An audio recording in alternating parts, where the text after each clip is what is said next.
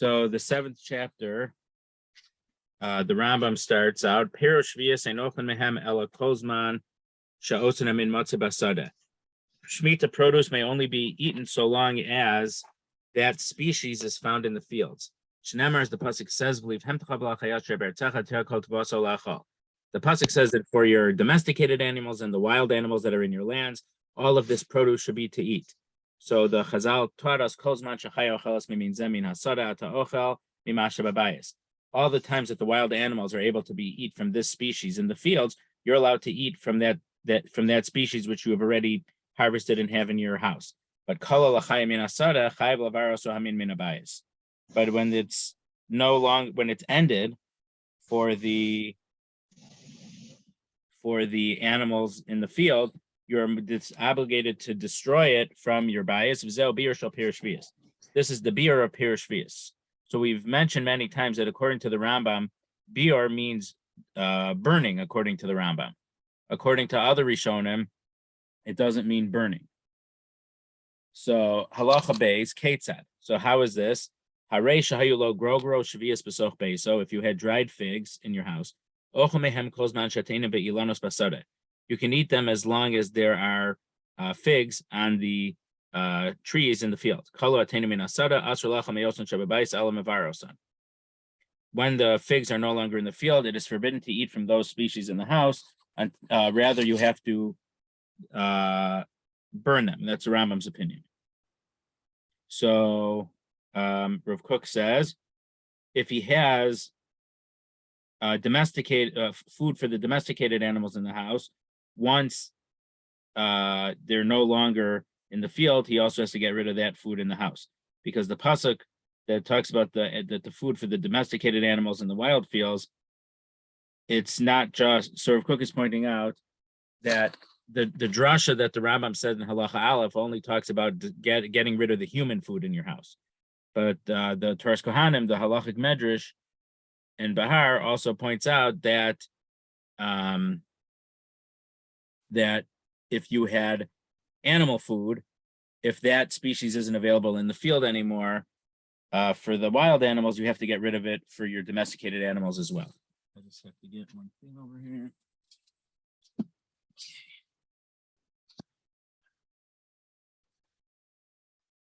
So the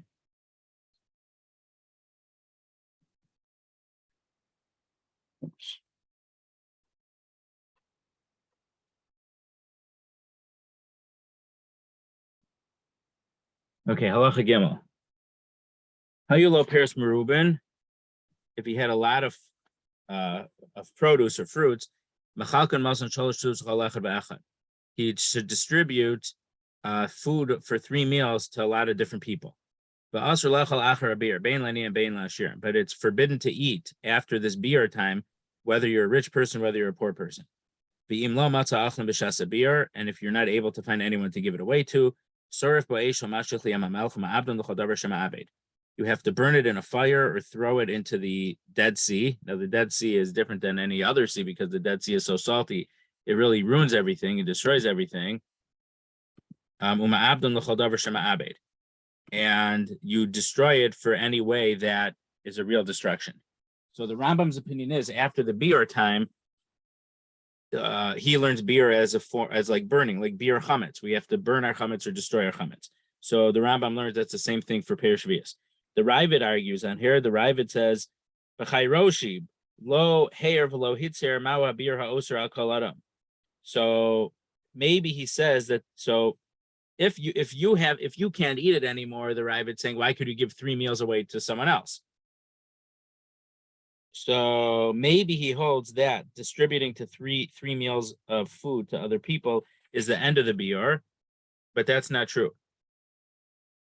But this is the Ravid's opinion. The Ravid's opinion is, when you don't have any more of that fruit or species in the city and the surrounding areas, everyone has to take out that which is in their house and bring it into a storehouse that the Beis Din is in control of. So we spoke about Oter Beis Din on Shavuos, so the storehouse of the Beis Din, and the Beis Din distributes to everyone in town, or as much as they as they can 3 meals worth of food.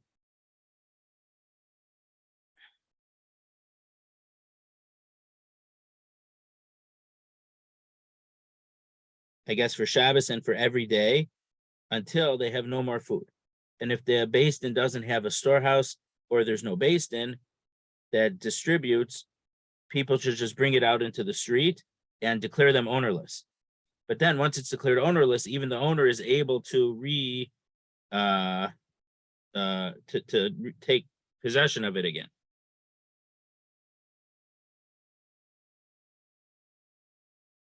And then whoever gets the food is able to eat it until it's out, meaning they don't have to get only 3 meals worth. They could take however much as they want.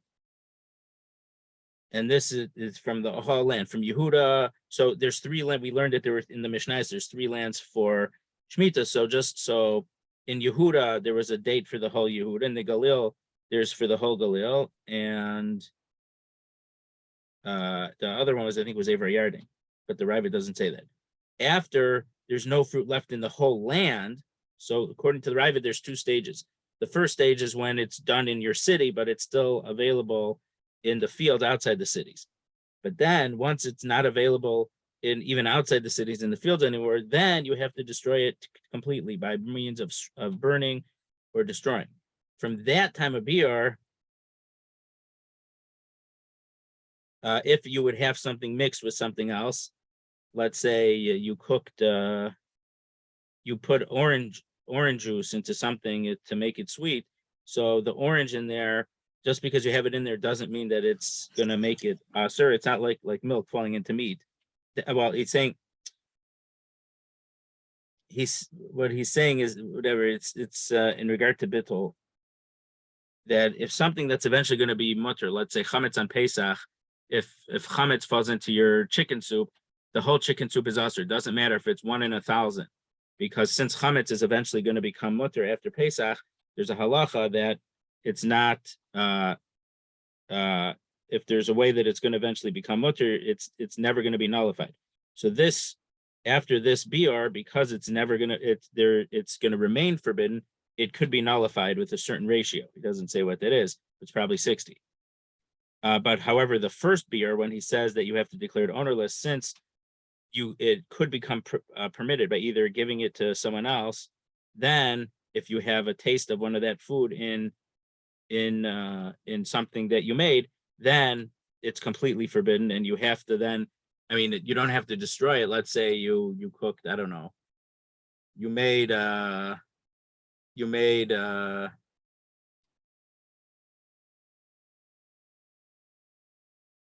don't know, you made ice cream, you made orange flavored sherbet. So since the orange juice was in the sherbet as an ingredient, so it can't get nullified since it could be given away. So according to the Ravid's opinion, you would have to bring it to either to Beis Din, and Beis Din would give people 3 meals worth of it at a time, or you'd have to declare it ownerless.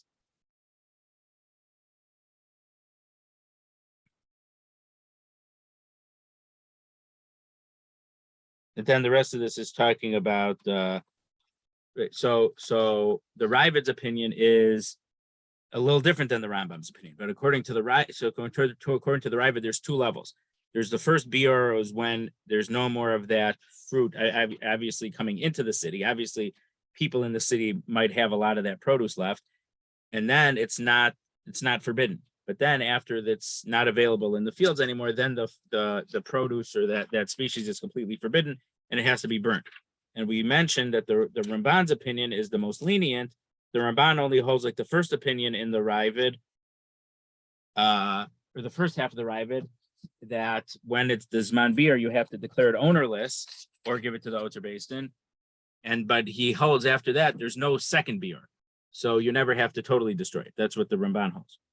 Okay, so Rav Kook starts by quoting the Ravid that we just read inside.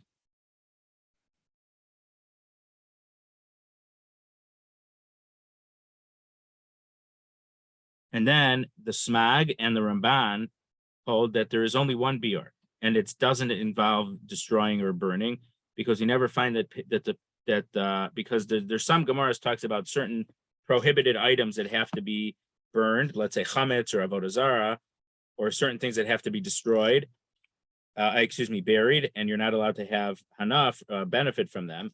So since those lists, those texts don't mention Shmitta produce, so then it doesn't mean that Shmitta produce actually has to actually be destroyed. So this bior just means you have to remove it from your possession and to declare it ownerless. And once you did that, whether you did it in the street or it wasn't in a public place, but you did it before three people, even three people who are good friends of his, and he knows that they're not going to take possession of it, you fulfill the mitzvah of biur. And then he himself is allowed to repossess that property and continue to eat them with the sanctity of Shvius. According to the Ramban's opinion, you're not allowed to destroy it because there's a separate halacha that we've learned about that you're not allowed to destroy Pirish Shvius because Shmita produce can only be used for its highest and best use, which is people food for people, animal food for animal.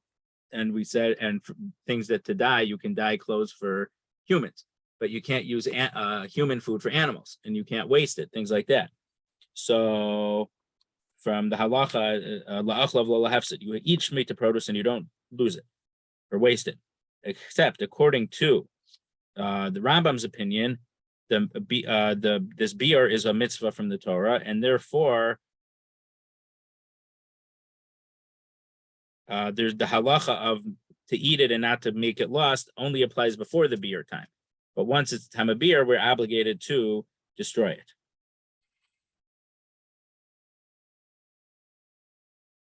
But according to the Ramban's opinion, that there is no obligation to destroy the Shmita food, they hold, the Ramban and those people who have his opinion hold that the opinion of that the halacha of Shmita produce is to eat and not to waste applies even after the time of biur. There isn't, and the Ramban further has an opinion that the whole idea of biur of the whole biur is only rabbinic. And from the Torah level, there's no obligation to remove it from your house. You're just not allowed to act as an owner. So if a Jewish person wants to come, you have to share it with him. You're not allowed to withhold the Shemitah produce from him. But so the Chachamim said, in order to strengthen this idea that you can't act like an owner, that they said there's a time where you have to take it out of your house and declare it ownerless. And the halacha that the Ramban says in halacha Aleph, the drasha, that it's for your animals, as long as it's in the field for the animals, you could have it in your house. That drasha was only a rabbinic drasha that they connected to that pasuk. It's called the Nasmachta.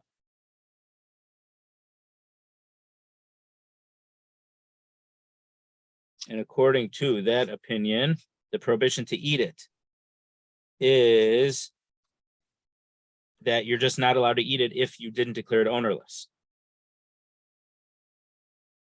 So it appears that if you, so this is an interesting thing. So according to this, if someone had declared their Shemitah produce ownerless before the biur time, so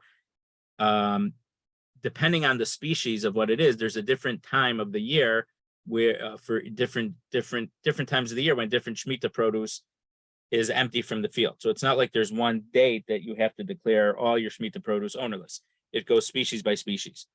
So if Cook says, let's say that someone had apples and they declared their apples ownerless, but it was, in August, which is well before the time of the biur, because there's still apples on the trees for a couple months after that.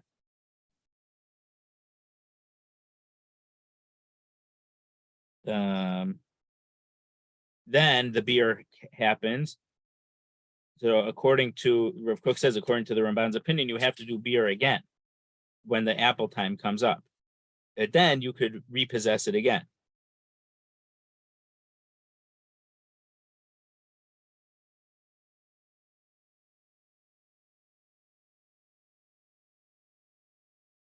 Because the main thing is it has to be recognizable that these are Shemitah produce, and he's not allowed to treat them like regular produce.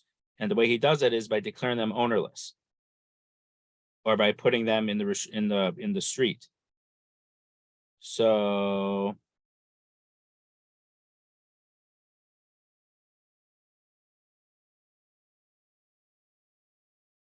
that's interesting, because according to the Chazon Ish, now obviously Rav Kook lived and died well, the Chazon Ish was alive while Rav Kook was alive, but Rav Kook died in 1935, and the Chazon Ish was alive for at least 20 years after that. But Rav Kook used the idea of Otzer based in together with the Heter Mechira, but he held the main idea with Heter Mechira, and Rav Kook, and the Chazon Ish had a completely different opinion. The Chazon Ish rejected the Heter Mechira. He said you're not allowed to sell the land to the non-Jews, and he said that Otzer based in is a great way to be able to use Shmitta produce. So it ends up that according to the Chazon Ish, or there's people who say that according to Chazon Ish, I don't remember if the Chazon Ish himself actually says it, is that if it was an Otzer based in, the fact that you brought it to the Otzer based in, that already made it ownerless. So it would appear, according to those opinion, you wouldn't even need to do beer again. So I think a few months ago I showed from the CRC Shmitta sheet, I think it mentioned about Shmitta wine that there was one opinion, but they seemed that it was not necessarily something to rely on. There was one small kashrus agency that gave a hechsher on wine of Shmitta that was Otzer Basin, and they allowed it to be exported because they held that because it was Otzer Basin, it was declared ownerless at that time. So, I mean, obviously, the whole idea of Otzer Basin in practice is very far from Rav Kook's opinion, but from what Rav Kook says over here, to hold that way, that just because it was declared ownerless once before, that doesn't mean that you don't have to do biur again. Rav Kook here explicitly says that you would have to do biur, declared ownerless a second time, even if it had already been declared ownerless earlier in the season. Any questions about that?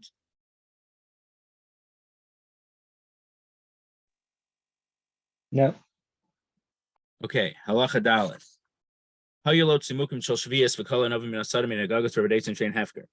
So if you had raisins for Shmita, but then there's no grapes on the field anymore, or from people's roofs or orchards that are ownerless,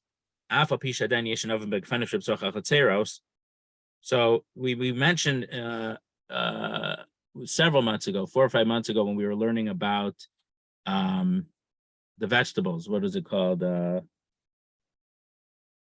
sprouting stuff, that species that people could plant, the Chachamim said you're never allowed to eat it. Because they punish people, because some people would actually plant them on Shemitah and then say, oh no, they grew by themselves.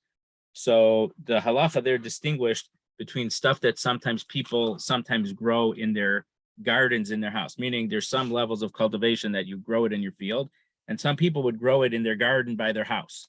So the fields were outside the city, but in your courtyard, in your yard, sometimes you'd have a small vegetable garden. So there were some things that people would plant in their vegetable gardens.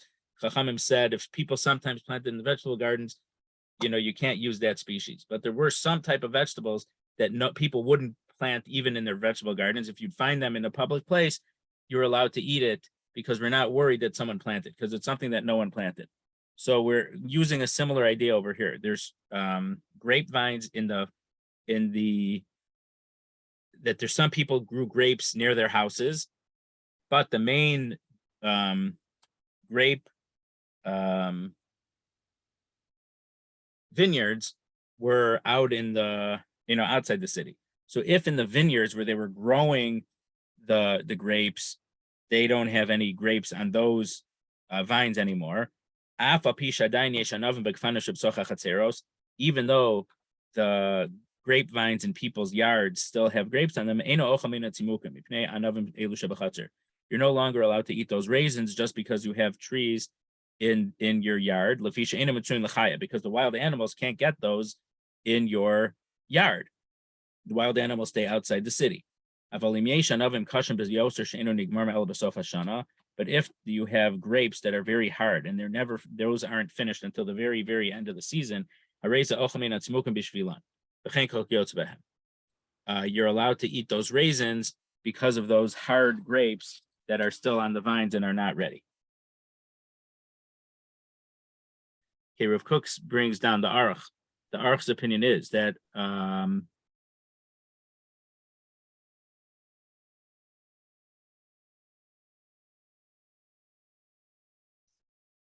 if there was some type of, I don't know exactly what this means.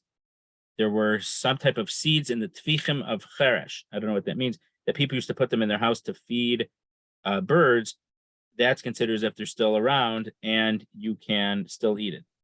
So I don't know if the reason is because the birds that you feed them are considered wild animals, and so if you have, so it's considered if the food is still available for the wild animals, or I'm not sure what the logic behind it is.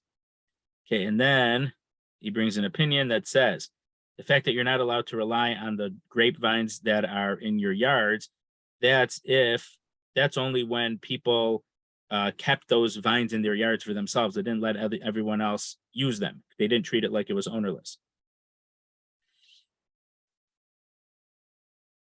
However, that just because it's there, but because those people aren't keeping Shmitta, those fruit don't count for these Shmitta halachos. But if people had grapes on their vines in their yards, but they kept it ownerless, they let other people come into their yard to pick those grapes, then if those grapes are still around, then you're still allowed to eat your grapes and the raisins. And that opinion also brings down another opinion that the halacha is.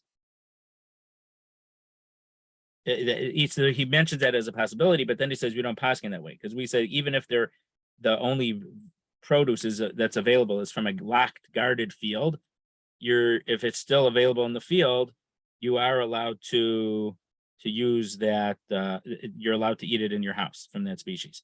And the Tosos Yantif, the commentary on the Mishnah, says that that's only if it is still growing and it's locked up. But once he harvested it and it's locked up in a warehouse after it was being harvested, then it's not considered available in the fields anymore. Halacha hey.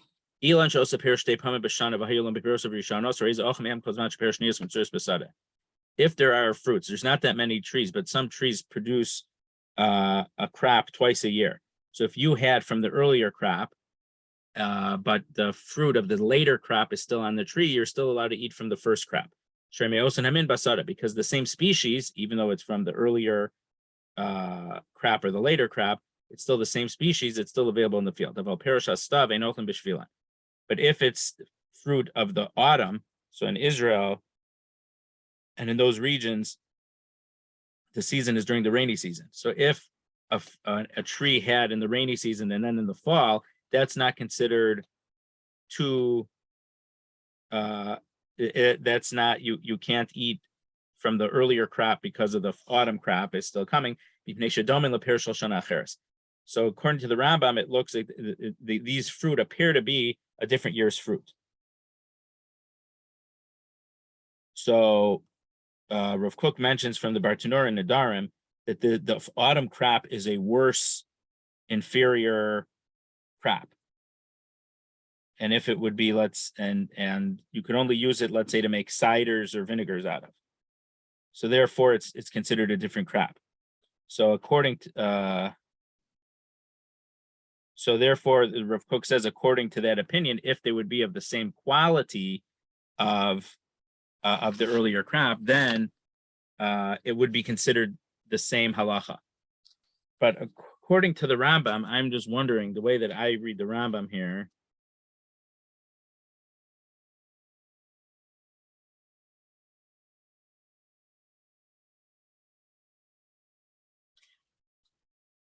because the Rambam says it looks like it's a special crop, it makes it sound to me like it would be only halacha d'Rabbana. That really it's still considered the same crop, but since it looks like a different year's crop, if we allow this, people are going to start saying that even a regular, your orange tree, the next year's orange tree is really a later crop from the same year, so we don't allow you to eat the fruit of the earlier crop when there's a fall crop, because people are going to say that the fall crop is really a different year's crop, and then they're going to start, they're going to stop keeping the laws of Shmitta. If you pickled 3 different types of vegetables in the same container, so let's say you put cucumbers and peppers and tomatoes in the same barrel and you made pickles of them all together. Now maybe so we're assuming that these halachas apply to vegetables, which the halachas of vegetables are much more complicated than the halachas of fruits or grains. So kol shekol amino min asada yavar amino min hachaves. So when the earliest, so of the three species, let's say cucumbers are not available in the field, the earliest time you have to take all the cucumbers out of that barrel, and you have to do beer on the cucumbers, but you don't have to do the beer on the other two species. And if you started with that, then it's considered as if you did beer on the entire barrel. So the Rambam there sounds like if the second species that's out of the field is the tomatoes, you do not have to then take the tomatoes out of the barrel. Since you did beer on one of the species of the barrel, it sounds like you did beer on the whole barrel. You don't have to do beer later on for the other two species. Just like we have to do beer on human food, when you're the food for the domesticated animals is no longer in the field, you also have to do beer on your domesticated animal food. You're no longer allowed to feed your domesticated animal from that food if that food is no longer available in the field.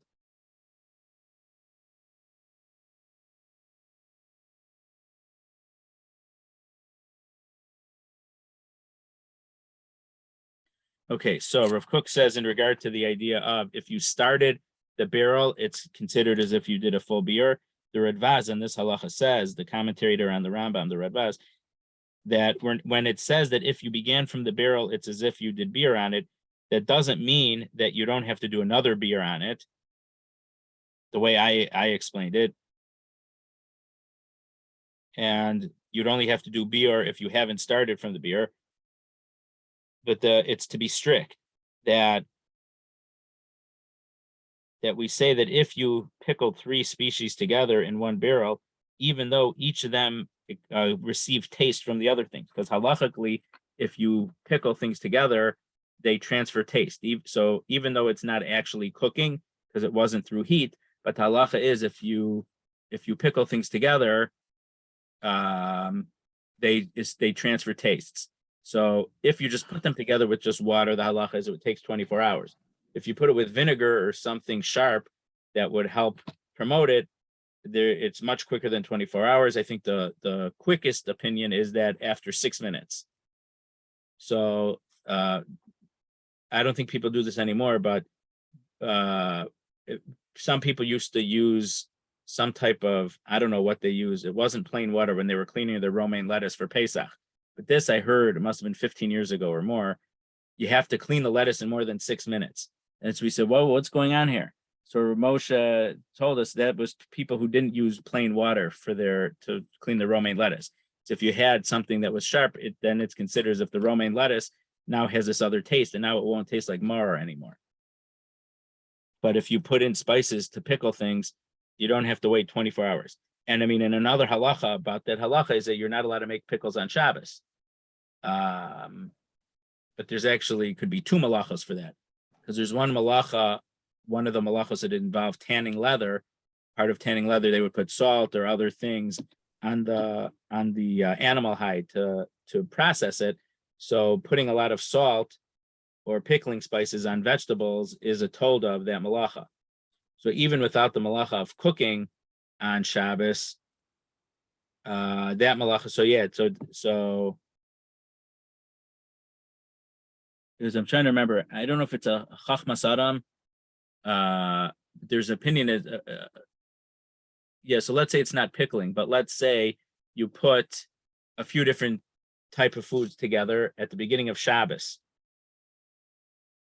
So halachically, those things after 24 hours are going to be considered cooking. But let's say you did it on Shabbos morning, the process of cooking doesn't end before Shabbos is over. So would that be considered a violation of Shabbos? I think there is an article in the Torah journal from Brisk, Aspaklaria. I think there was a student at the time, a student of Brisk, who had an article about that. But that's just in regard to pickling is transfers of taste, because on a halachic level, it is some type of cooking, even though there's no hot temperature in this. So the Radvaz is saying that even though the pickles and the cucumbers and the tomatoes and the peppers all took taste from each other, we don't say that. So when you do, when the cucumbers leave the field, there's no cucumbers left in the field, you have to take the cucumbers out of your barrel. But he's saying that you don't have to take the pickles, excuse me, the peppers and the tomatoes also out, even though they have taste of cucumbers in there. But the Radvaz is saying that you only have to take the cucumbers. You don't have to take the other species out, even though they have taste of cucumber in there. So meaning, since there's still tomatoes and peppers in the field, you don't have to take them out because of the cucumbers. But when it's their time, when the tomatoes are no longer in the field, then you have to take the tomatoes out of the jar or out of the barrel, et cetera, et cetera.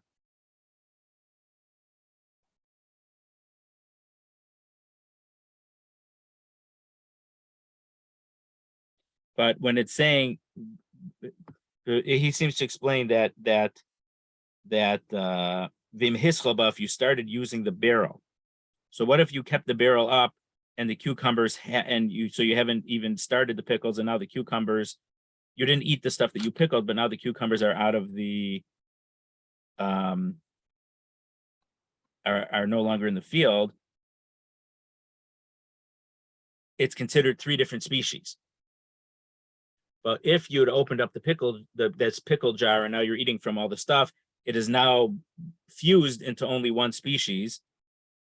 And even if the cucumbers now are no longer in the field, you do have to do beer on everything because of the taste of the cucumber that's in the tomatoes and the peppers. You have to declare that ownerless also.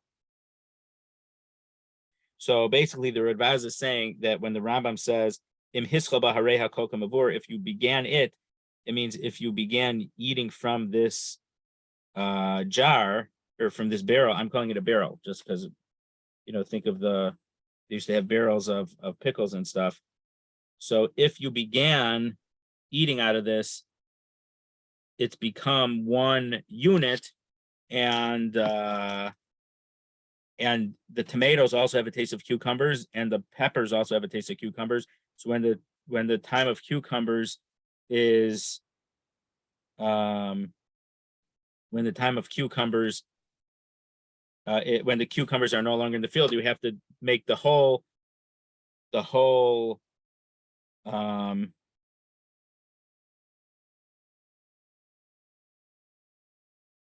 you have to declare the whole container ownerless. But if it was sealed, you hadn't opened up the pickle jar after you left it pickled in there, then each species is still independent. So at the cucumbers, you'd open up the jar, you have to take the cucumbers out, but you don't have to take the other species out. So the Radvaz says this halacha only is significant in regard to the fact that that there's a distinction of whether we're worried or whether it's halachically significant that the taste of each vegetable or was given into the other species in the jar.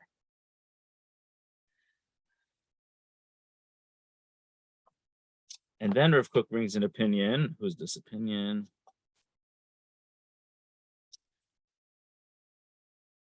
The Pnei Moshe, that's a commentary on the Yerushalmi, that this doesn't have to do with pickling 3 different species in one jar. It's a general halacha.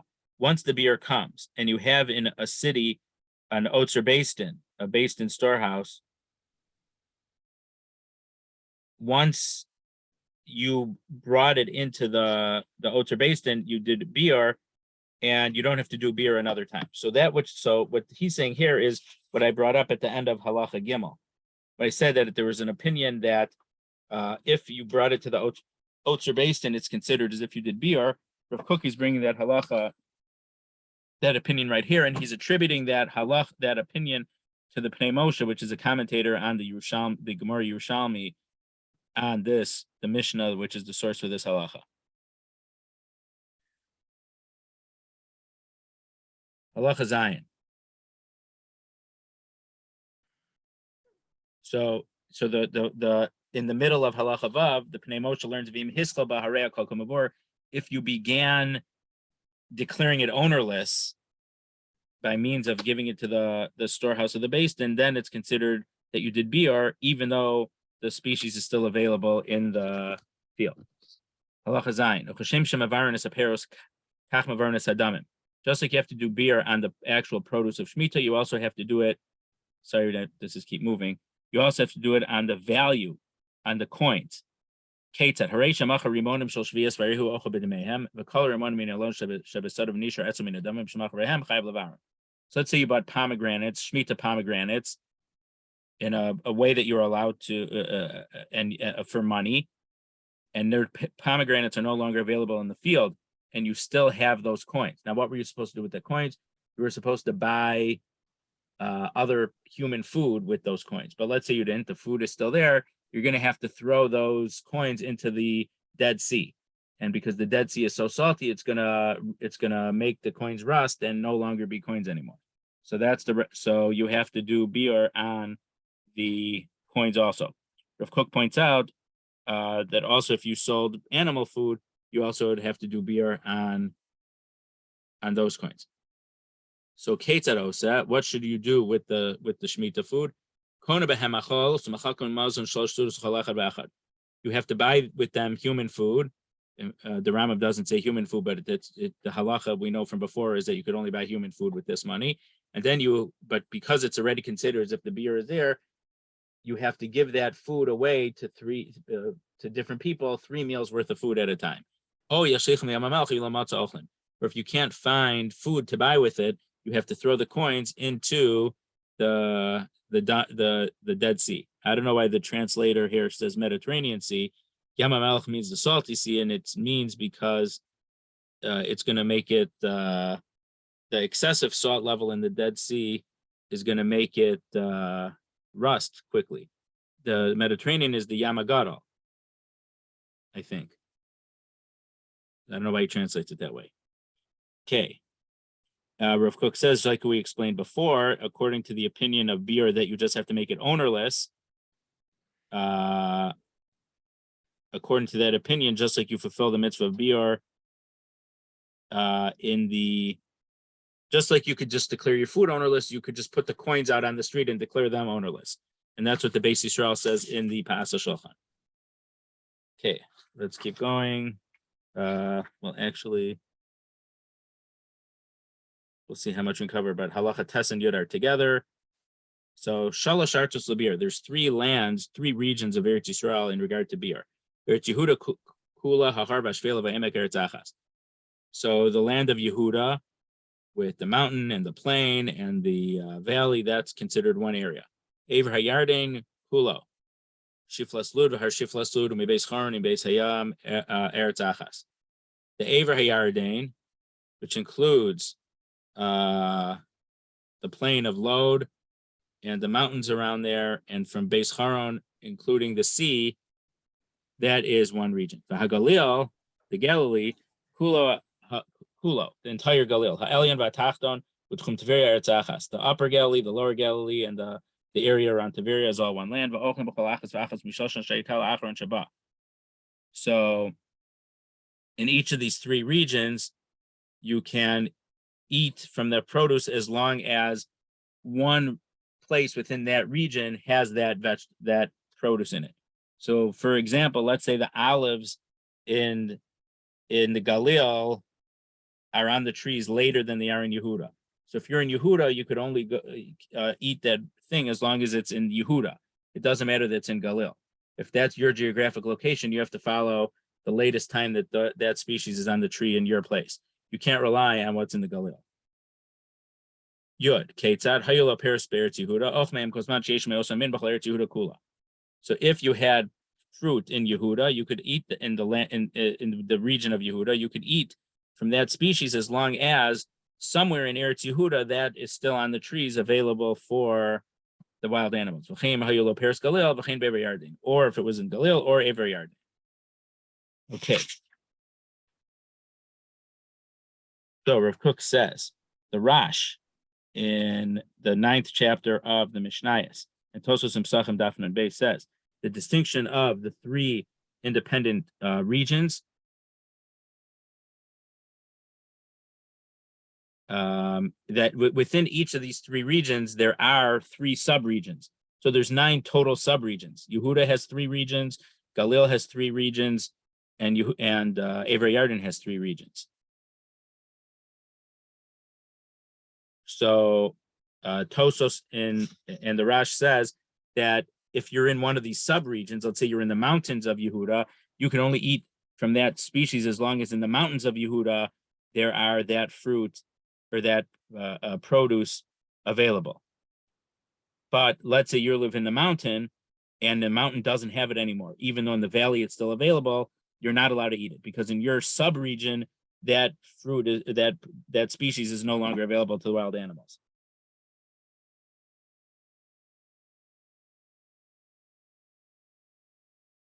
Because also the animals that live in the mountains of Yehuda, they don't go to the valley of Yehuda.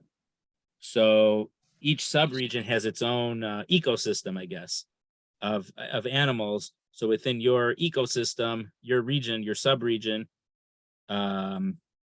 it depends on what's available for the animals in the wild animals in your subregion.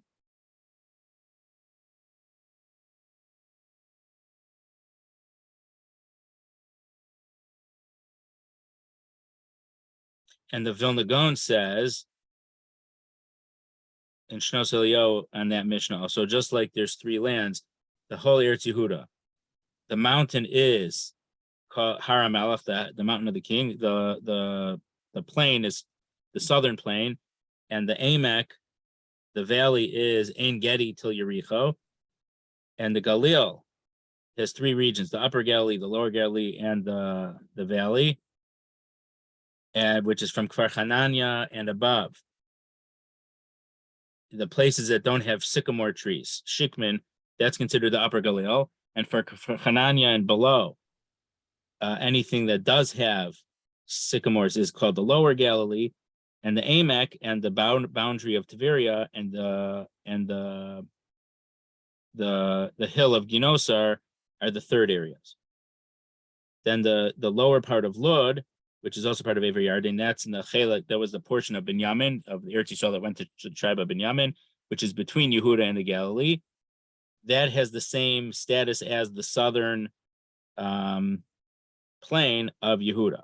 And its mountain is like the mountain, Har HaMelech of Yehuda, and Beis Haron till the sea in the Binyamin is its own category.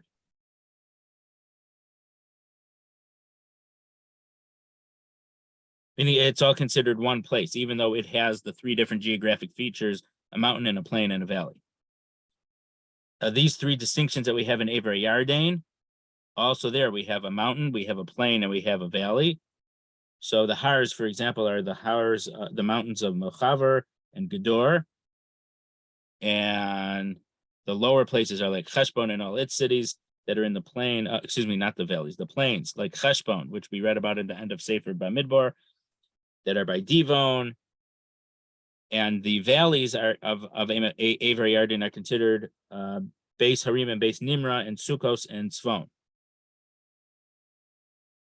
The lands that were captured from the king of Sichon, the Yarden and the Gvul until the boundary of the Kinneret, that's considered the eastern part of the West Bank, meaning because that's on the other side of the Yarden, but closest to Eretz Yisrael. And the plain of Hardinor has the status of a mountain. I mean, this is just technical. What Rav Kook is just discussing is the technical things. What portions, according to the Vilna Gaon, are under which subcategory? And the mountain on the otherwise plain part of it, that has the status of the plains. According to this opinion, the entire Avery Yarden is considered the eastern Avery Yarden, meaning the part that Bnei Yisrael captured from Sichon and Og, which we read about in the end of Sefer Bamidbar, when Reuven, Gad, and Chatzi Sheva Menashe wanted to live in that land that they captured from Sichon and Og. However, the Kaftar of Aferach says that the eastern part of the Avery Yarden does not have any subcategories. The having the 3 subcategories is only the western part of Eretz Yisrael, which is close to the Jordan River, then we have three categories. So there's machlokas basically between the Vilna Gaon and the Kafta Referach about are there three subcategories in Ever HaYarden or not? Okay, we'll leave it there for tonight. We got up to Halacha Yud Aleph. Any questions? I've got a question. Yeah. Is to what we do with esrogim after Sukkot because it's a Shmitta year, so we can't do anything edible with it. Right. So we can't do anything edible because in Chutz La'aretz we're not used to dealing with Shmita produce, and we might do things to make it be wasted or things like that. So if you had an esrog from Israel, normally they collect them and bring it back to Israel so they could do bior at the proper time.